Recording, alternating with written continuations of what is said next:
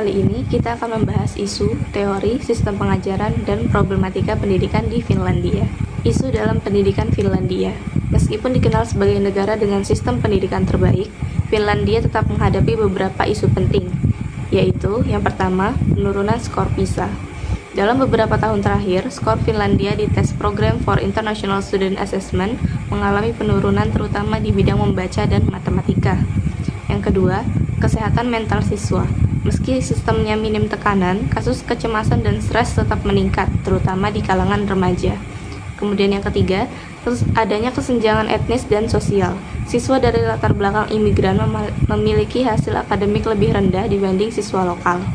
Kemudian yang keempat, kurangnya minat menjadi guru. Profesi guru sangat dihormati, tapi makin sedikit anak muda yang ingin jadi guru. Ditambah, sebagian besar guru yang aktif saat ini sudah berusia lanjut. Kemudian, teori yang mendasari sistem pendidikan. Pendidikan di Finlandia dirancang berdasarkan pendekatan-pendekatan berikut. Yang pertama, konstruktivisme. Siswa dianggap sebagai individu aktif yang membangun pengetahuannya sendiri melalui pengalaman dan interaksi sosial. Kemudian yang kedua, whole child approach, yaitu pendidikan tidak hanya berfokus pada akademik, tetapi juga pada perkembangan emosional, sosial, dan fisik anak. Kemudian growth mindset. Penekanan pada pentingnya proses belajar dan usaha bukan hanya hasil akhir. Kemudian ada equity in education. Setiap anak punya hak yang sama untuk mendapat pendidikan berkualitas tanpa melihat latar belakang sosial atau ekonomi. Selanjutnya ada sistem pengajaran di Finlandia. Ciri khas utama sistem pendidikan di Finlandia yaitu yang pertama, tanpa ujian nasional. Evaluasi lebih bersifat formatif.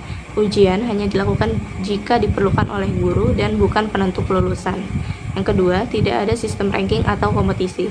Fokus pada kolaborasi, bukan kompetisi antar siswa. Kemudian yang ketiga, jam belajar lebih pendek. Sekolah dasar biasanya hanya 4-5 jam per hari. Banyak waktu luang untuk bermain dan istirahat. Kemudian yang keempat, guru sangat profesional. Semua guru harus memiliki gelar master dan pelatihan pedagogik yang ketat. Mereka juga punya kebebasan penuh dalam metode mengajar. Dan yang kelima, minim PR. PR sangat sedikit, bahkan hampir tidak ada di jenjang dasar. Kemudian yang keenam, phenomenon based learning. Pembelajaran tematik lintas mata pelajaran. Contohnya perubahan iklim, dipelajari dari sisi IPA, geografi, dan etika sekaligus. Kemudian yang terakhir, pendidikan gratis dan inklusif, termasuk buku, makanan di sekolah, dan transportasi. Kemudian, problematika pendidikan di Finlandia. Beberapa tantangan dan masalah yang dihadapi, yaitu yang pertama, penurunan prestasi akademik. Skor PISA Finlandia terus menurun sejak puncaknya di awal 2000-an.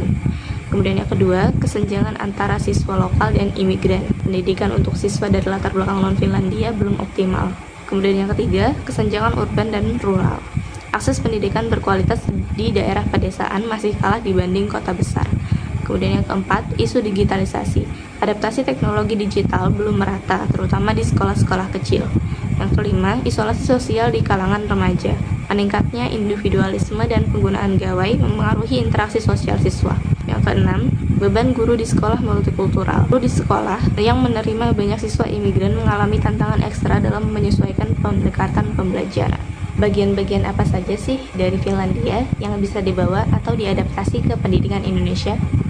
Berikut adalah bagian-bagian dari sistem pendidikan Finlandia yang realistis dan relevan untuk diadaptasi ke Indonesia baik secara penuh maupun bertahap. Yang pertama, fokus pada kesejahteraan dan mental anak. Kenapa cocok?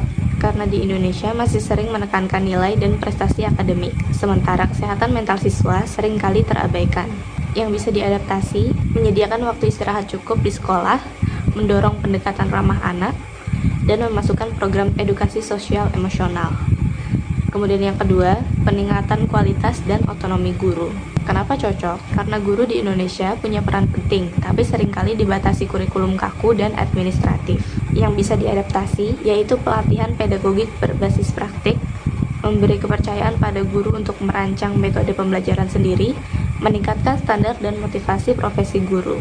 Kemudian yang ketiga, belajar berbasis fenomena atau tematik terpadu. Kenapa cocok? Karena di Indonesia punya banyak isu kontekstual yang bisa dijadikan materi pembelajaran lintas mata pelajaran.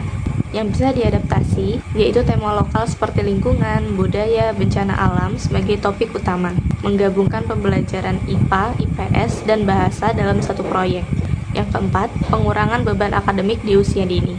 Kenapa cocok? Karena anak-anak di Indonesia kadang sudah terbebani sejak TK atau SD dengan les dan pekerjaan rumah yang berlebihan. Yang bisa diadaptasi yaitu mengurangi PR dan ujian di jenjang PAUD dan SD, juga lebih banyak aktivitas bermain dan eksplorasi. Yang kelima, pendidikan gratis dan inklusif. Kenapa cocok? Karena akses ke pendidikan di Indonesia masih sangat bergantung pada latar belakang ekonomi. Yang bisa diadaptasi yaitu subsidi perlengkapan sekolah, juga transportasi gratis yang terjangkau. Yang keenam, evaluasi yang bersifat formatif, bukan hanya sumatif. Kenapa cocok? Karena di Indonesia masih terlalu fokus pada ujian sebagai penentu akhir. Yang bisa diadaptasi yaitu penilaian berbasis proyek, observasi, juga portofolio, umpan balik guru yang membangun, dan bukan hanya sekedar angka.